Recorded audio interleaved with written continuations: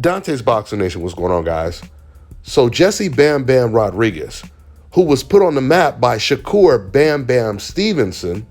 That's right, for those of you guys who didn't know, Shakur Stevenson, he shares the same nickname as Jessie Bam Bam Rodriguez.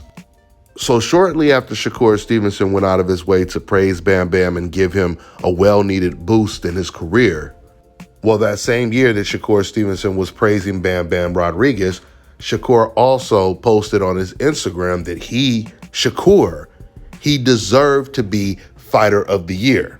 And to Shakur Stevenson's surprise, instead of ESPN giving it to Shakur Stevenson, they gave Bam Bam Rodriguez the Men's Fighter of the Year award, and they gave Tyson Fury the Boxer of the Year award, the two fighters that Shakur Stevenson was going out of his way to praise. Shakur was talking about how special Bam Bam Rodriguez is. Well, shortly after Shakur Stevenson crowned Bam Bam Rodriguez as the Men's Fighter of the Year, he ended up fighting on Canelo Alvarez's undercard. It was really just supposed to be a showcase performance against Israel Gonzalez, and Bam Bam, he ended up struggling.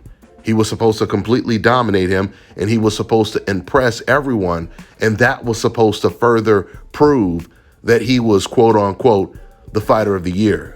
But instead, he just got completely exposed in that fight.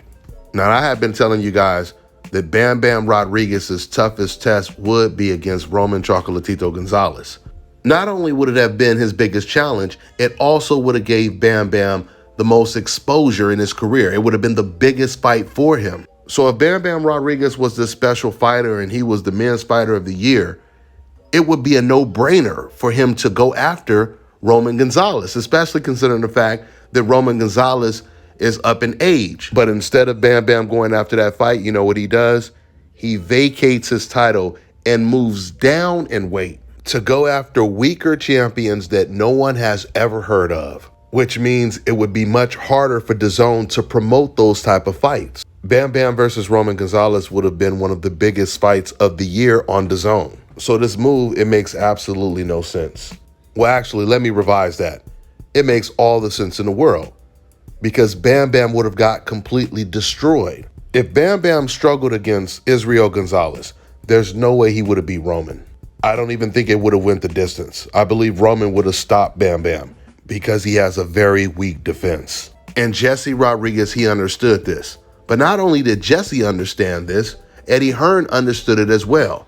Because even before Bam Bam looked horrible against Israel Gonzalez, Eddie, he had already seen the holes in his game, and he was already advising Bam Bam to move down in weight instead of trying to go after a Roman Gonzalez or anyone on that level, which makes no sense when you think about it. If Eddie had confidence that Bam Bam was up next and he was special, etc., because that is a perfect opportunity once again for DAZN to promote Bam Bam as a new big star on the network.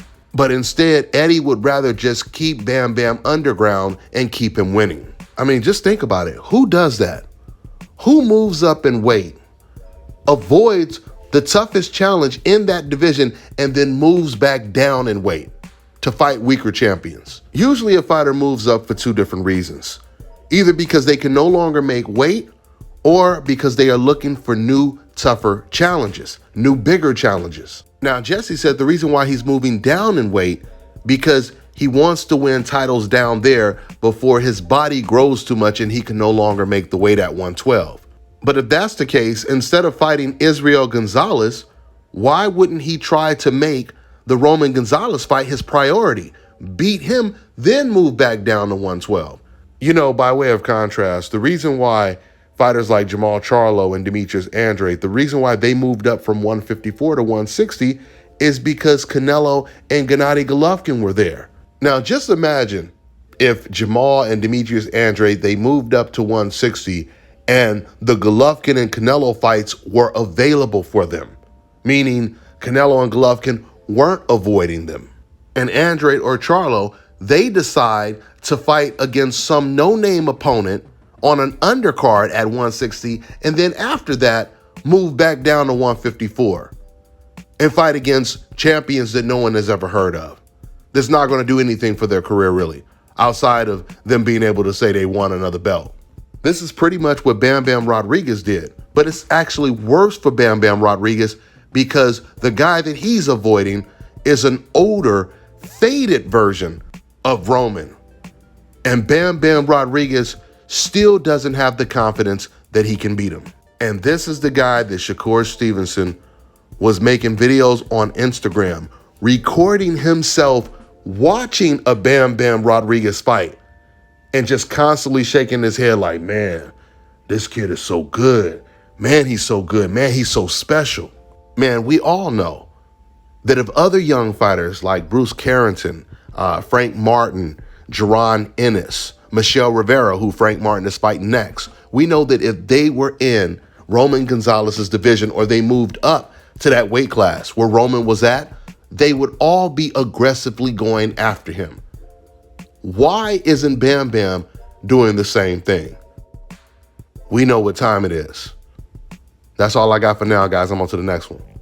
All right, now check this out, guys. If you're looking to repair eczema scars, burns and bruises, dark spots and blemishes, fever blisters, diabetic ulcers, this right here is the perfect product for you guys. It's called Elo Diki Face and Body Oil. Athletes and top-ranking boxers, they're also using it after training to reduce swelling, inflammation, and to ease the pain. So get yours today. Go to elodiki.com, like them on Facebook, and follow them on Instagram. Let me tell you guys about Issa Israel Law Firm. It is a full-service legal practice based in Denver, Colorado, an emerging hub for combat sports and high-altitude training. If you're a fighter inside or outside of the ring and you need a law firm you can trust to fight for you, visit thefighterfirm.com or email help@iilawfirm.com. Legal representation is usually limited to plaintiffs or defendants in Colorado, but iFirm can help anyone in the world with trademarking their business name, logos, and U.S. immigration issues. This brother has been my attorney for a while and helped guide me through all kinds of business and civil issues, so make sure you guys go to thefighterfirm.com.